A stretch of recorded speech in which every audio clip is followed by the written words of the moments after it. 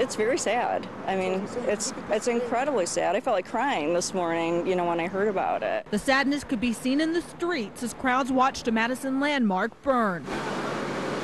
We could see the black smoke pouring out, and then when we got up by the ramp up here, you could see the flames shooting out through the roof. The fire started around 5:30 Monday morning. Crews from all over Madison doused water on the flames, but the fierce fire was enough to make the roof collapse, destroying the 150-year-old building. It also created a safety concern over a newly installed $1 million steeple that's over 100 feet tall.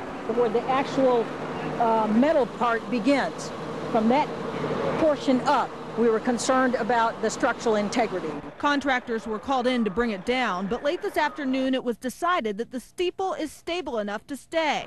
Now a main focus is dealing with the grief of this loss. All of the baptisms and first communions and confirmations and weddings and funerals, it's untold.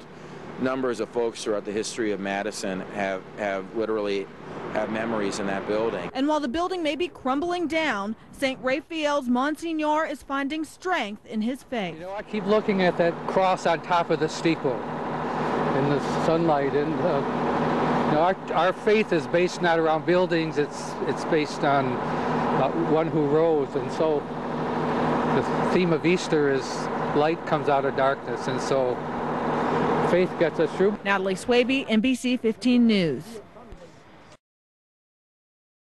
Live in Fort Pierce, Alex. And Rick and Claudia, the flood levels here in this Fort Pierce neighborhood have been falling steadily, about a foot since we arrived here at 4 a.m. this morning, but still slow going, believe it or not.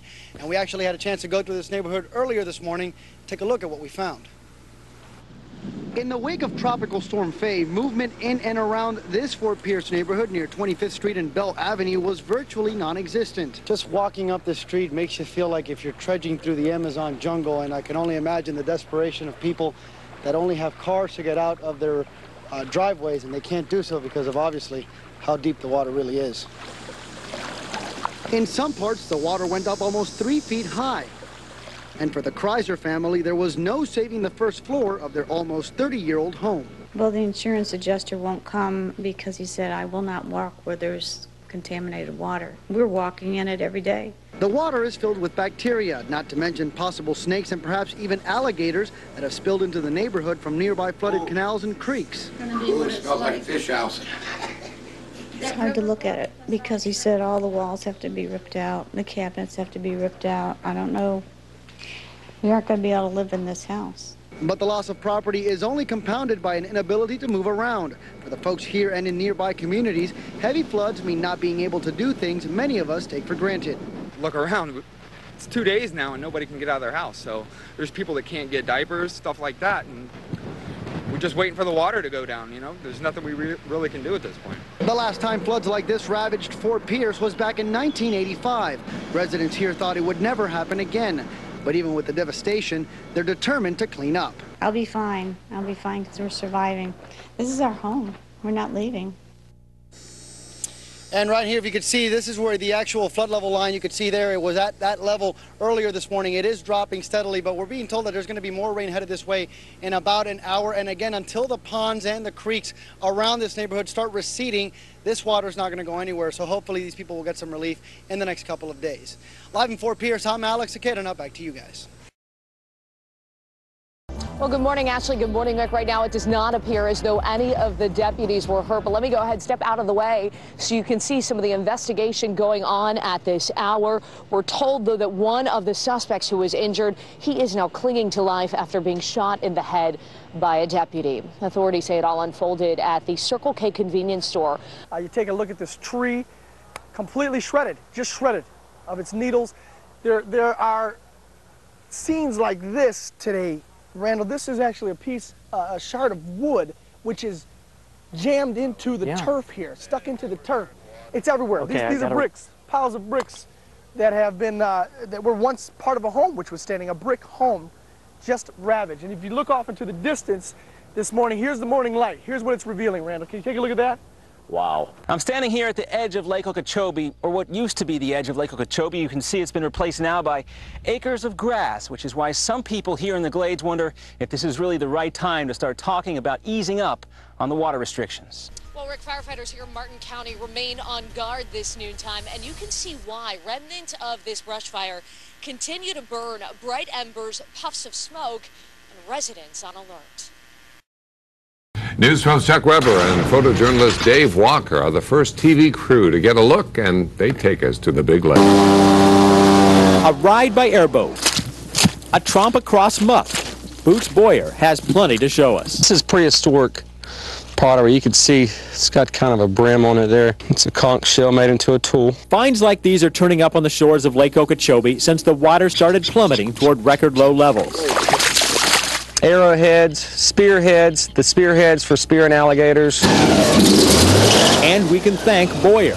Another spin in his airboat takes us to where the discoveries began. Normally, the lake covers the roots of these trees. Boyer was in here taking pictures, taking advantage of the low lake level.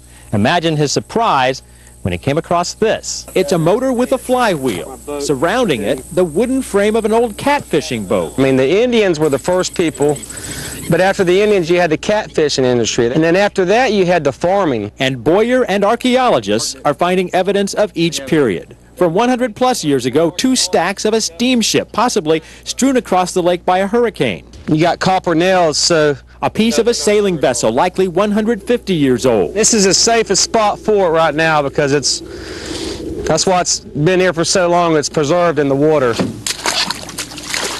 Boyer says he has a whole new outlook on life. We're just here to respect, because you're talking 4,000 years of history just right here.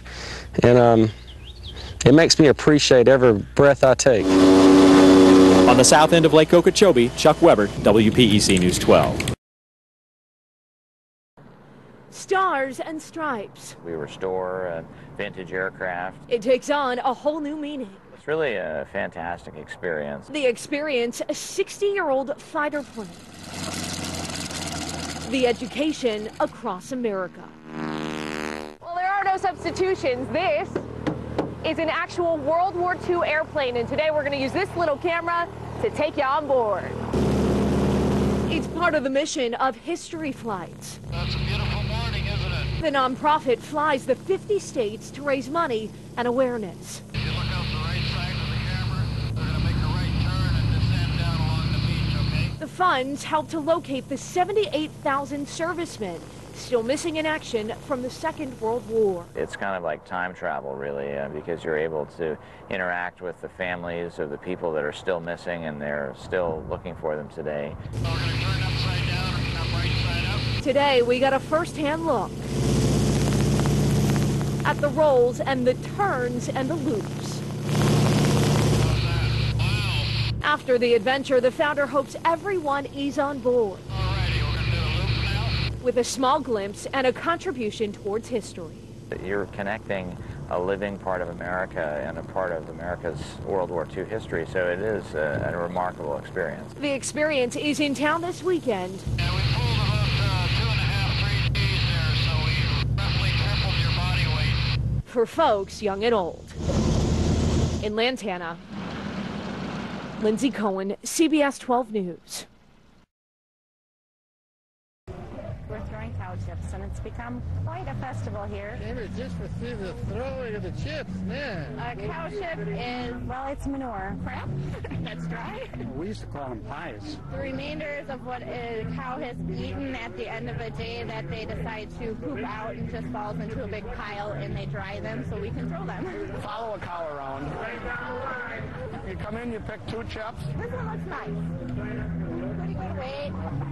Good size, discus type. I'm looking for something smaller that I can get a good grip on.